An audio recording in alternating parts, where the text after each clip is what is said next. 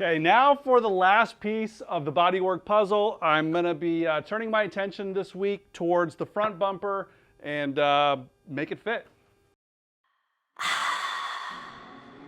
Garage time.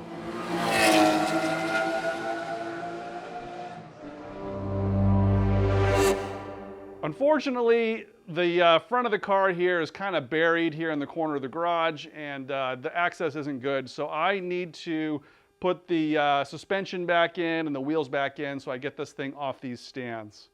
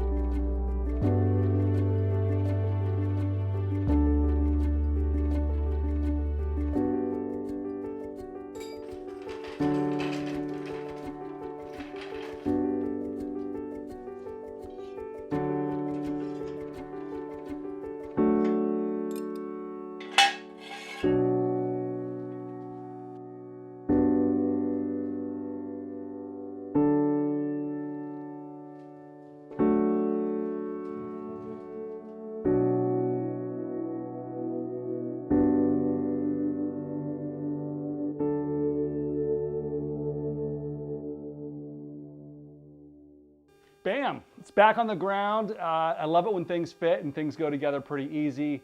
That didn't take too long. I'm happy that it's back on the ground on its 4 tires. You know, this thing actually endured 2 earthquakes when it was up on the jack stands. And both of them I was away. The first one was I was in Minnesota and the second one I was in New England.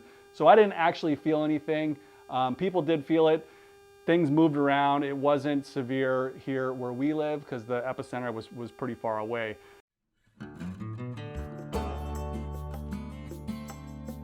Welcome back to the front view.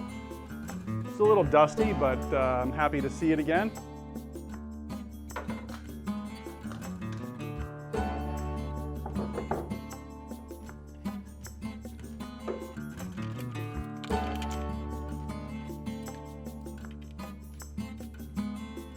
Okay, I didn't put any of the rubber seals in or the lenses in for this first mock-up fit, but I just want to highlight what I think is the problem. It comes down to this shelf right here.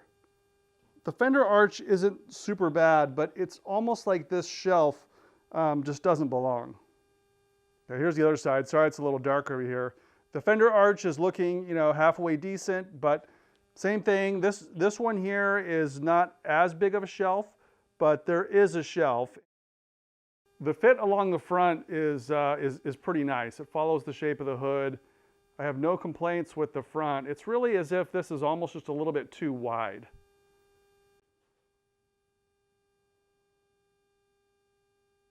Just a reminder, this is the rear bumper and it also has a shelf, but when it meets the fender arch, it dissipates to nothing. So it's like a smooth transition from the arch to the bumper. Here's the fender arch, and then it doesn't have a smooth transition. There's like this step right here in the middle, and that's what has me a little confused. So I'm going to do a little bit more research and see what I could maybe do to fix it. So I printed out some pictures of Carrera RSs. Actually, I think all but this one is a real Carrera RS. So I'm trying to understand, what is the shape of this bumper relative to the body. And it doesn't stick out like mine does. In fact, most of the transitions here are just about even with this lip. So if you follow this lip, it kind of keeps that profile going straight down. Like even on this car, there's a little bit of an angle between the fender and the bumper, but in general, it fits pretty tight to the body, which is why I thought there was something wrong. Here's that same car. It's roughly even right here. This one might be just a tad bit wide. So this car, you can see from the side view, it's got a little mismatch here too. I'm not sure why that's offset. This car is a real Carrera RS. It just sold on Bring a Trailer for $600,000. $600,000. So on my car, this certainly needs to go in, and there's really two approaches here. One, I could, put brute force on this, put it out in the sun, try to just distort it to close it in a little bit. That might work okay. One concern I have is that here in this corner, I can pull the edge in, but this might still stand proud. And I don't want it to have an unnatural shape where it's here and then I don't want it to curve in, because that's going to look funny too. I want it to have an angle that sort of matches the angle of the body. So the other approach is to do what I did for the rear bumpers, and that is just to, cut it and then splice it back together. So section, whatever dimension needs to be taken out, and then re-fiberglass it back together. Okay, to help me decide, I've taped in this new lens from URO, which is awesome, by the way. You can see the chrome trim here, and it's got the protective coating on it, but the clarity and quality is just the same as the rear. Really nice product. But this is going to help me decide, where I really want to move the bumper. So the fit here between the kind of clear edge down here to the end of the amber is pretty even. So I'm happy with that. It's really just this section back here that's problematic. Here's another view sort of showing that lens to bumper fit.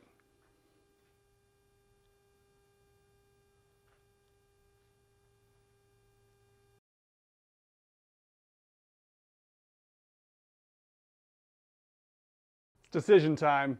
Based on the way the corners are fitting, it looks like the corners are the correct width, and it's really just the ends that need to be massaged in. I'm going to try to kind of bend it in place. That's the easier technique. If that doesn't work, then I will resort to my more traditional method, which is just slicing and dicing and refiberglassing it together. So let's give it a whirl.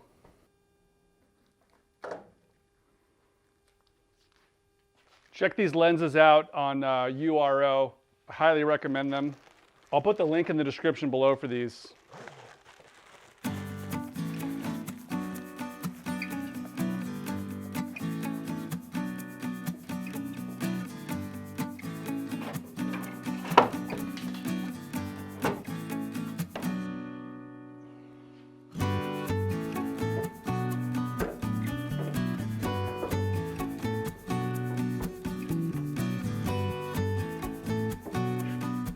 This is another really good use of this tram gauge. I'm going to get an overall width of the fenders so I can match it with the bumper outside.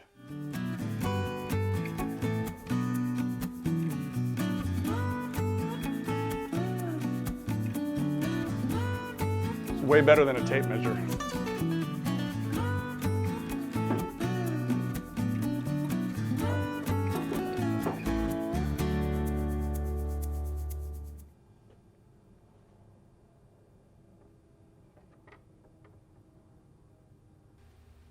The glass transition temperature on this is about 160 degrees Fahrenheit. So right now outside it's about 80.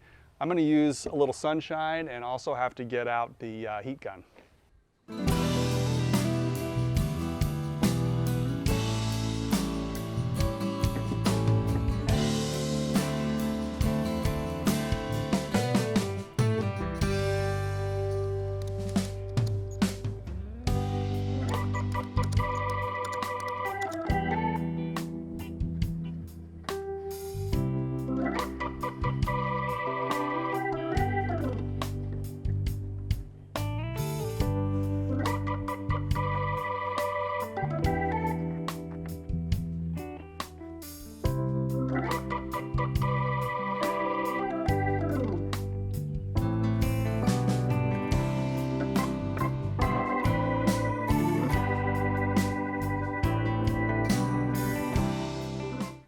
Okay, I've got a little bit of tension on these straps and I'm already starting to see it buckle here right in the middle. And that's certainly one of the areas that's under the most bending. So it's going to be kind of in these corners, anywhere here in the center. So I'm going to, heat it up a little bit. This is an infrared thermometer. Surface is 95.2.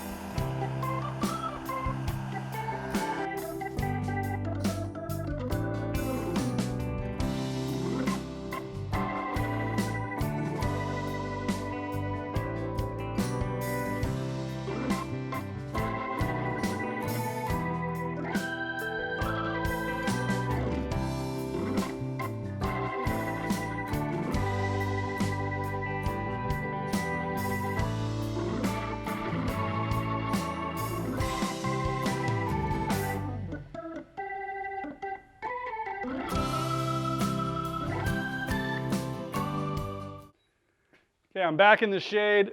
It's hot out there, and the heater doesn't really help either. You know, I don't know if that was a good idea. You can see how the flanges around the curvature there, those flanges sort of got really wavy, and I tried to keep them straight with some straight edges and some clamps. Hopefully I didn't ruin it. Time will tell. I'm going to let it sit out there for a couple hours just in the pure sunshine. Try to let those stresses sort of equal out.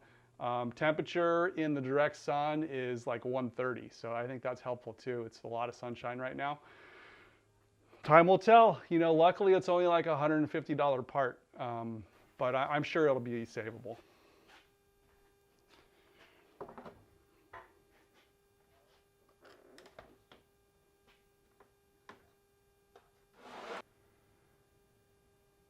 Okay, this thing has had several hours in the sun, and I just took the weights off and brought it in.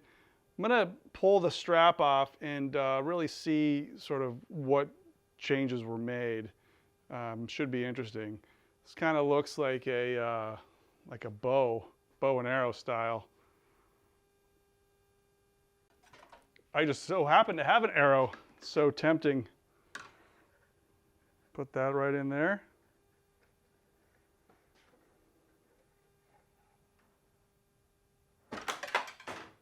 Ta-da!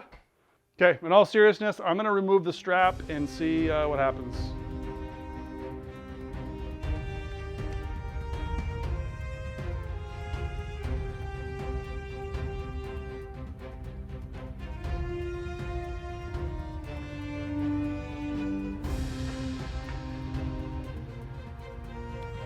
never have too many clamps.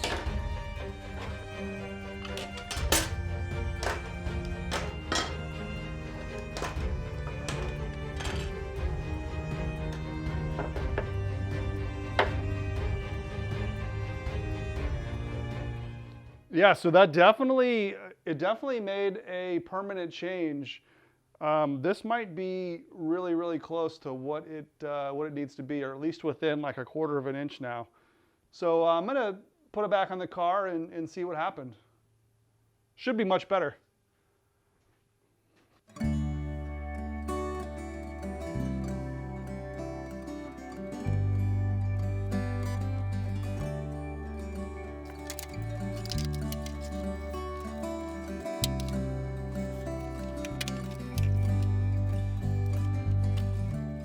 Okay, it's looking much better now.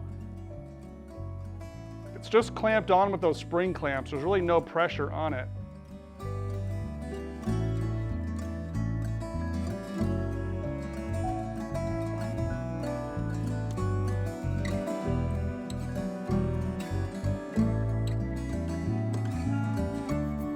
And the lens taped back in.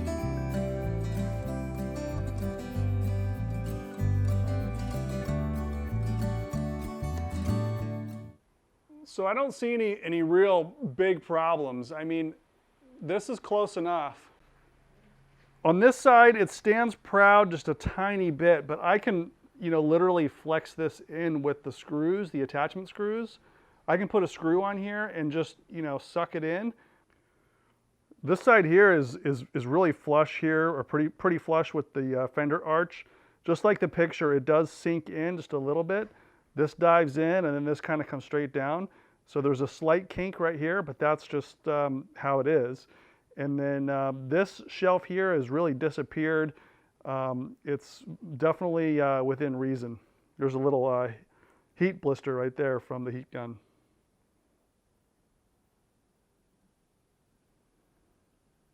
I just want to take a moment to thank my Patreon sponsors. Thank you guys for your support. You're really helping me move along on this car.